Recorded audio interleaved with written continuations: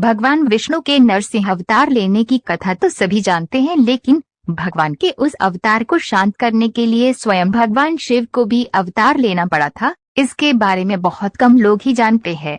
हालांकि इस कथा का वर्णन विष्णु पुराण में नहीं मिलता है, लेकिन शिव पुराण में इसका वर्णन किया गया है।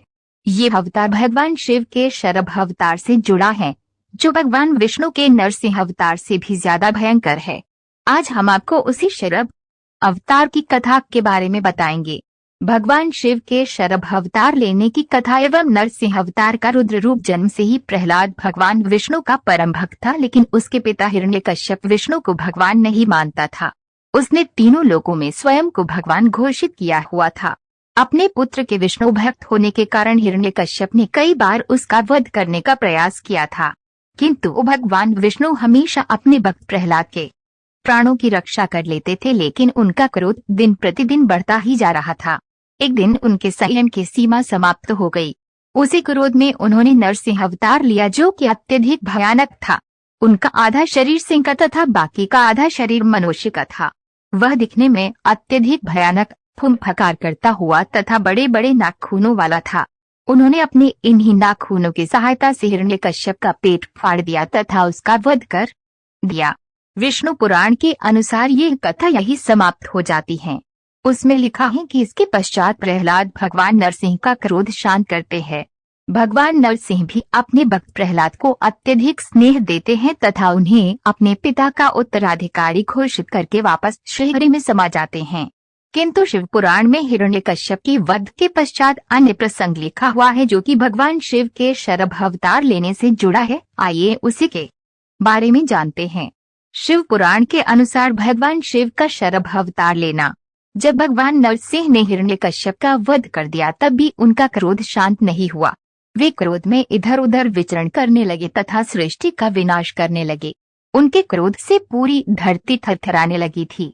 सभी देवताओं तथा दैत्यों में भय व्याप्त हो गया था तथा किसी में भी इतना साहस नहीं था कि वे उनके उस भयंकर अवतार के पास जा सके।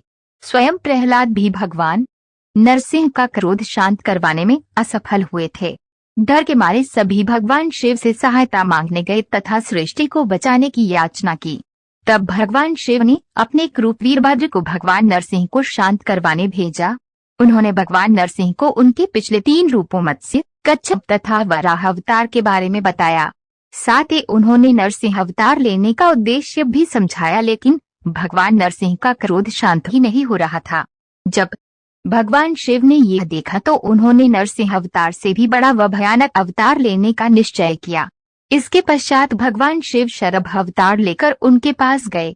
शरभ अवतार में नरसिंह अवतार की सभी विशेषताएं थी, जैसे कि ये भी सिंह तथा मानव रूप लिए हुए था, लेकिन इसके साथ ही इसमें जंगली पक्षी का भी रूप था।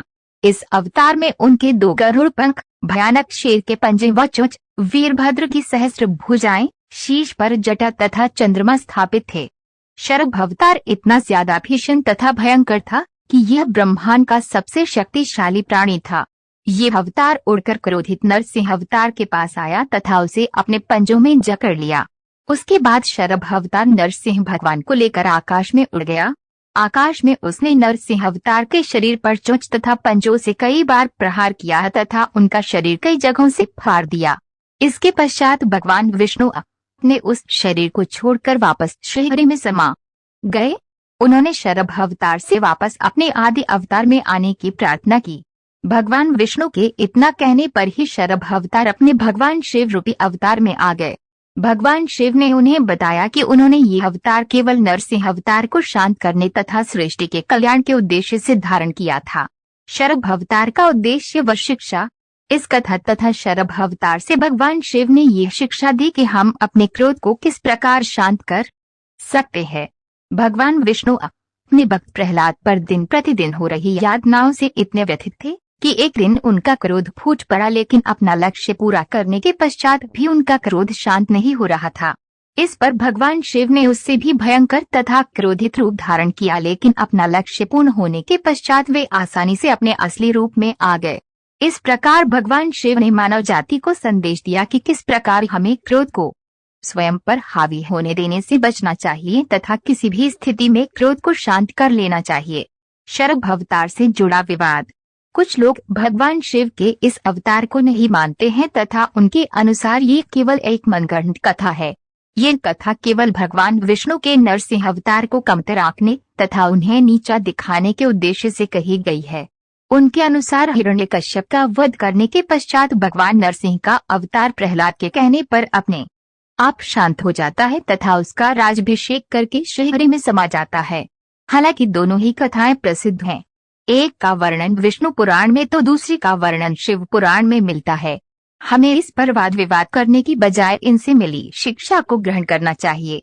हालांकि इसके बाद की भी कुछ कथाएं प्रचलित हैं जिसमें शिव के शरभ अवतार लेने के बाद भगवान विष्णु एक और अवतार लेते हैं जिसका नाम गंडभ्यरुंड होता है।